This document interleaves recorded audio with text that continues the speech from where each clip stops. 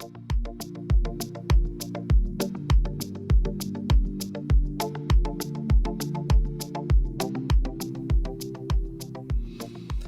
and welcome.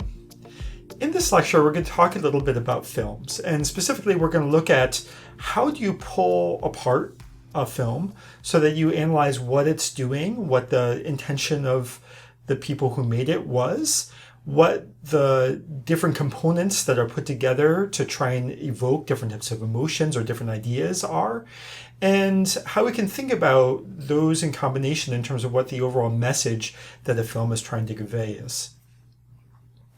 So when we think about the arts, we often make the assumption that arts are actually impacting people in some way or another. But that leaves the question of how are the arts or exposure to the arts actually influencing people? Well, we know some things about what types of messages or what types of strategies for conveying a message work in the context of health, particularly public health. So there's different strategies out there, but the one that I'm going to talk about here specifically is a success framework, which argues that having a simple message, which includes unexpected information, something that's surprising, that catches people's interest, that's very concrete and gives a clear message about what you should do, and that is provided by a credible source, someone who people respect or relate to, and that evoke strong emotions in the person who's watching or engaging with this message, and that conveys a message through the use of real stories. That these are the types of messages that are most effective at communicating with people about health and getting them to remember and use the information that's provided. So we know that in a public health messaging context, but that leaves a larger question of how do we think about how messages are conveyed in, say, the environmental field to try and evoke certain ideas about how to engage with sustainability in the context of media such as arts or like drawings or paintings or movies or literature or other things like that. How do those messages come across to actually get into people's heads?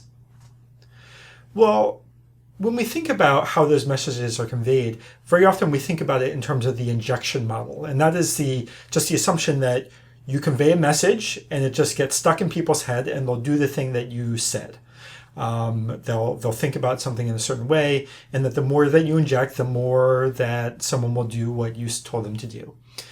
And, we've looked at this a number of different ways. We've done surveys and experiments and interviews, and there does seem to be evidence to support that when media conveys a message that is supporting something, that people hear that, and that the more people are exposed to that type of message, the more they tend to relate to that message.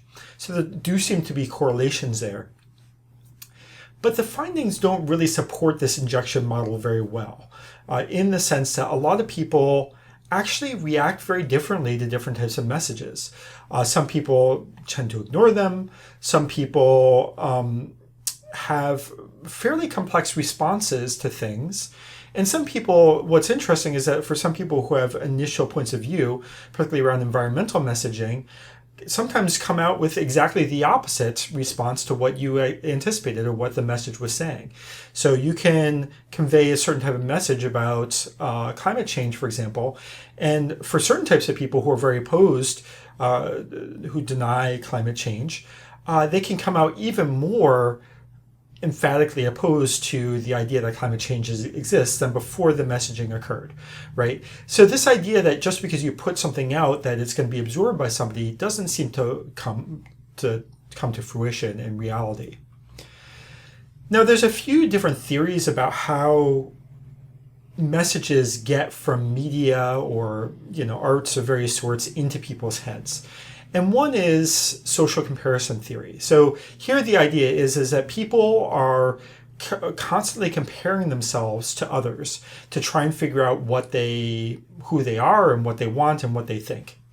And we all have a need to understand ourselves, to have this self-awareness. And sometimes we can't get that independently. We get that by making those comparisons with others. Now, when we're making these comparisons, we do both upward comparisons and downward comparisons. So upward comparisons are when we're comparing to people who maybe have more social status in some way. So they tend to be less favorable to ourselves. And then downward comparisons are to people who maybe have less social status, and those tend to be more favorable to ourselves. So that influences how people reflect on themselves and their self-worth. Now, why does this matter for the media? Well, the media, film, movies, TV, etc., is very effective at creating some view of what is normal in a situation or how people act, right? So when we think about, for example, watching normal daytime television where there's a overemphasis on wealth and access and having good things of various sorts, you could argue that this creates a comparison, an upward comparisons that's unfavorable, that promotes consumption, right? The need to buy more things and to feed our consumption as a society, right? So this social comparison theory could actually be helpful for us understanding what these messages might be that are being conveyed by this media. Another is self-schema theory. And this is a theory that's kind of helpful for looking at the fact that some people respond differently to different types of messaging. So people have an understanding of self, and they might see themselves as having different sets of characteristics that they think are important about them. And these are distinct from other people. These are the things that make me, me. And, this is formed over time by reflections, by other people's views, etc. And we use that understanding of ourselves to filter new information that we're receiving. So if a schema for oneself is I'm an environmentalist, they will interact with a movie about climate change differently than someone whose schema is I like sports, right? Or or maybe their schema is not really oriented around the environment. It's oriented towards consumption, for example, right? The way that people take a new idea and frame that new idea is going in their own self-schema is going to influence how they actually absorb and respond to the message that's being conveyed. There's a third theory that I just want you to be aware of, which is the self-discrepancy theory. And here the idea is that there's three sort of general things. One is your idea of your actual self. So this is your your perception of your realistic view of who you are and your characteristics. And then you have the ought self and the ideal self. So the ideal self would be the perfect individual, right? That you would like, right? And then there's the ought self, which is more about what you think you should be, right? Your ideal and your ought self might be somewhat different in the sense that the ideal might be something that you actually really want, which might be consumption or other things like that. But in the ought self, you might actually think that you actually should cut back on your consumption. Anyway, the point here is that you can have these different views of self, and discrepancy between your actual self and the ideal self and the ought self is what drives that interaction. That discrepancy drives motivation, and it also drives how we interact with media and media, television, movies, etc. Other types of arts can actually influence a balance between these different components to the self, and that this can be motivating and can interact with how we engage with messaging.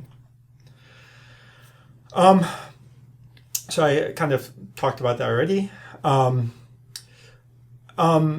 Yeah, and so the ought self is who you ought to be, but also who you think other people think you ought to be. So that's the other element to it, is it's a socially constructed element as well. All right. So the final point here just being that greater discrepancies between these different types of selves may lead to higher vulnerability to being influenced by by different types of messaging. So people who feel insecure or feel like they're not doing something may be more influenced by messaging that encourages someone to move in one direction or another. All right. So those are just some general theories about thinking about the psychology of how people engage with arts, literature, media, films, etc., in terms of understanding themselves and engaging with new ideas. Now, when we think about films, it's helpful to consider what are some strategies that we could use to take a film, a movie, and pull it apart and analyze it. Now, again, as I've mentioned before, when we're thinking about that process of analysis, remember doing an in-depth analysis should really include both the positive and negative elements of things being assessed, and that by doing this, we get better understandings of its value and its implications overall for us. I'll also note here that some of the things I'm going to talk about are very relevant to other types of media, and we'll use it throughout the term. So, photographs, music, text, etc. These are useful for those as well. I also want to provide an acknowledgement. The framework that I'm going to give you for this critique was actually developed by two colleagues of mine, Lauren Berliner in IAS and Nora Kemwerthy, who's also teaching in the School of Nursing and Health Studies. And they did a really nice job creating a framework, and I've adjusted a little bit for this class, but they deserve credit for it. All right, so what is this framework? The framework essentially is arguing that there's a few different elements that we would think about and consider. One is content, another is a perspective of narration of a film, how people are represented in the film, the connections that that film have to other films, the implications of what that film means. And then there's a few that are around the form of that film and how it comes out. So visual elements, stylistic elements, sound elements, and structural elements around the structure of the film and the plot. All right, so what is the content? The content is referring to primarily what actually is conveyed in the film. What are people saying, right? So when we look at this content, we want to know what is actually being provided there. But also it's important to assess what is missing, right? So anyone constructing a film is going to focus in on certain things and leave certain things out. And the choice about what's left out can be just as important as what's in there. If there's things left out, we would think about, okay, why was it left out and should have been left out? And then when we think about that content, we're also analyzing it to think about how believable or reasonable it is, right? And accurate is it to certain facts of the situation. Then we have perspective and narration. Now remember, films, videos, TV, these are things that are very carefully designed. We often think of them as just happening, right? They're just happening sort of as normal life happens. But that actually isn't really true of most films and media. They plan out what's happening, what's being said, how people express themselves, what items are what place in a room. A lot of things are very carefully planned out. Now, some things probably do happen by accident. There will be things like that. But overall, you can look at film as being a text that is very well manicured, and in a sense, that is very much a reflection of the people who are telling the story. And you see that there's a perspective of the person who's speaking. For example, in this picture, there's a person who's performing. There's a perspective of the person who's filming. So you have the angles, the sort of perspective that you're looking, the eyes you're looking through. And you also have the perspective of the director, the one who's designing the story or perhaps writing the story. So when we're thinking about that perspective of film, we're thinking, who made the film? Why did they make it? Who's represented? Whose ideas are represented? And we'll talk more about that. Whose perspectives are left out? And how credible or trustworthy do we see these creators of this story, right? Because again, they have a lot of power to make a story and tell a story the way they want it to be. And we see that a lot when we're thinking about environmental factors. You know, there are very effective communicators who are arguing that climate change doesn't exist or that it's not relevant. And when we think about that, we have to look behind those messages to try and see what do we think about the credibility of the messages that are being conveyed and the people who are conveying them. Now remember, and this is what I've also mentioned earlier, is that all creators will have a perspective. There's no view from nowhere. There's no objective view where you have no biases. And there's some biases which are explicit, and these are intentional biases where it's known by the person who's creating things. And then there's implicit biases, and these are more subtle and unconscious, right, that we might not be aware of as we're producing something. So explicit biases are things like social politics, ethical perspectives, governmental politics, scientific debates, etc. These are things that are known about the creation of a piece of media. But we also have implicit or unconscious biases. And these come across in multiple ways. These could be stereotyped depictions of gender, class, race, age, etc. It could be stereotypes, depictions of what different groups do, right? It could be indicators of respect or disrespect for the voices of different people or the perspectives of different people or, different types of ideologies. It could also be even just providing people the opportunity to speak or provide a narrative in the story. So this really connects into the idea of representation. So when we think about films, there is a long history of failure to represent a wide range of different people and voices in these films. And this connects throughout a lot of these different themes for critique that we talked about.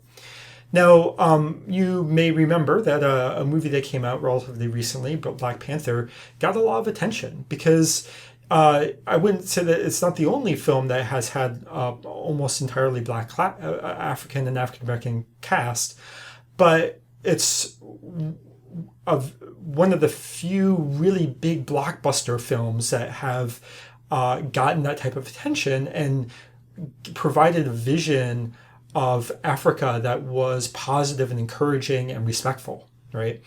And this was really important for a lot of people, right? It sort of highlights the way in which our media really fails to offer stories and narratives that represent the wide range of human experiences. Now, this is a superhero movie. It may not represent all range of human experiences, but it does offer something that's really important. And so when we think about representation, we're thinking about how the film chooses to represent the topic, who is important in the plot or who's expendable, who are the heroes who wind up being the villains, how are certain populations, not just individuals, depicted, like how are the poor understood, how are people from different cultural or ethnic backgrounds understood, right? Are there certain groups that are just entirely missing from the film? Or does a film sort of misrepresent the people that they're trying to include in the film, right? And again, that might be implicit biases coming out. Now, representation is a huge issue, and there's a lot of evidence showing that there is a real big problem in terms of who gets to tell a story. So this is just a study looking at who's directing films. So we look at the ratio of directors, and we see that the ratio of male to female directors is 22-1, right? If you look at the percentage of people who are African American who are directors, it's 5.2, and if you look at how many are Asian American, it's 3.2, and then if you look at within those categories how many are women, that becomes a very small number. And if you look at women in sort of upper level film related organizations, they have very little representation overall. So point here is that in terms of whose vision gets told, in terms of who's represented overall, this is not an equal system in terms of the people who are in control of these narratives. Now, we could step away from who's developing these stories and say who's being presented in these stories, who are the characters, who are the actors, and what stories are being told about them. And there is a sort of interesting thing called the Bechdel test. and you may have heard of it before, but I think it's a pretty powerful way of looking at this. And this was Alison Bechdel wrote this comic sort of recognizing that women just don't get presented in very much in films. And there's two women who are trying to go to a film, and one of them says, you can read the comic itself, but basically it gets proposed that to pass the Bechdel test, so that she'd be willing to go see the film, you have to have two women in it. Criteria 1, two women in it. Criteria 2 is that talk to each other. And criteria 3 is that they talk to each other about something other than a man, right? And that's really a very basic criteria. But it's amazing when you actually go and study films. And this is a study of hundreds and hundreds of films. What we find is that a whole lot of films out there don't actually meet this criteria, even this very minimal basic criteria. Right now we're seeing about 60% that meet the criteria, but that's still 40% that don't even meet this. And even if you meet this, that's really a bare minimum, right? So this is just sort of an indication. If you look at Best Picture winning films and you look at who talks, you'll see that's primarily men, just across the board, primarily for these Best Picture films, right? You can also use these types of criteria looking at race. So the Shukla test argues that you have to have two main characters who are people of color who talk to each other for 5 minutes without mentioning race, right? So they're not there just to serve as a token person of color, right? You could also look at this in terms of sexual orientation, LGBTQ orientation. So, here we would say people not being defined entirely by their sexual orientation or gender identity, who could be removed their removal would actually significantly impact the plot, that they're not sort of trivial characters. And based upon that, criteria, that you have to have a character, they have to be important, and they have to be significant. Only 9 of 125 films sort of pass that test. So, when we think about representation, it's also important to look at what's happening behind the scenes in a film, and watch out from some of these tropes and stereotypes. So this is a picture from Game of Thrones where you have this white savior coming in to save the slaves, right? And these are the types of things that come into movies, and whether it's an explicit bias or an implicit bias, these are problematic in terms of the stories that they tell, right? So something to pay a lot of attention to. And I will just say that generally speaking, when we're talking about environmental films, environmental media, environmental conversation tends to be extraordinarily white. And that's something that's very important to consider in terms of thinking about that representation in the art that we see. So another thing to think about is connections. So how does a movie connect to real events that are going on in the world, or to other literature that's being produced, or other films or other art? You think about other films, you think about other historical current events, and then you could also think about relationships to academic concepts, sort of theories and things that are going on in those conversations. And remember, these connections can be similarities, the ways that they overlap, or the ways that they are different. An example of this might be Ghostbusters. The 80s film, very famous and popular, and fairly sexist, that was remade fairly recently with a cast of women. And, that original Ghostbusters, you'll note that one of the Ghostbusters was black, and I think is not even in the film and in the poster there, and in other ones is sort of blacked out in the background, So, thinking about how people are represented and the choice of the director to change the cast is sort of an interesting choice that received a huge amount of political pushback and controversy out there. But overall, the film was reviewed as being excellent, right? So here's what we could do with those two films is compare and contrast between them to understand what they mean. And in some senses, understanding that second film, you understand it better in understanding the first film and building the connections across them. Then we could also think about the implications of a film. What does a film sort of do? So I showed a picture there of The Inconvenient Truth, which Environmental Fields is a very pivotal documentary style film by Al Gore that really made a big difference for raising awareness around climate change. So here we're thinking about what's the film trying to tell us about the world? Is that message something that can actually change anything, do anything? And if it does have a message, how would that change happen? And what is it arguing that you should do, right? That's pretty simple and direct, but analyzing this is actually really important to understanding what a film means.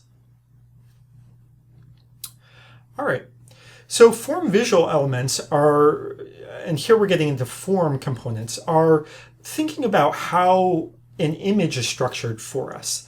So is it highly symmetrical? Is it off-center, right? How do we relate to the people in the film? Are we looking down on them? Looking down on people tends to create a power dynamic, for example, right? So looking down on children, for example, puts them in a certain role, right? Or are you looking up? Or are you looking through things? These types of things actually can make a difference. When you look at this, you can also think as well about how actors, objects, and places are positioned within the film. So what are people's pose? How are they presented, right? And what does that tell us, right? Again, as I mentioned, most things in films are very carefully chosen. So if they're there, they're often there for a reason. This is another example that I thought was a nice example around ways in which a person can be positioned and perspective can be positioned to provide a certain types of information. So this is Wonder Woman. Very often women are presented in positions that are suggesting weakness or sexually suggestive in some way. And this is sort of an interesting poster in that it's a very powerful pose, right? The eye contact is very direct and there's a lot of action there and emotion. And what is sort of interesting about this and why a lot of people found this movie very powerful, particularly for women, is the way in which it presented so much agency for the main character, Wonder Woman, right? And so the way that image is structured is actually designed to convey a certain type of message. All right, so when we think about form stylistic elements, we're thinking about what is that style that a film is presenting? What is the feeling that it's trying to present through imagery? So is it rough? Is it refined? Is it hard? Is it nostalgic, sort of faded out? Is it a chaotic? Are we jumping fast between things? Lighting and editing can be used to create this and sort of give a feeling for a person or a place.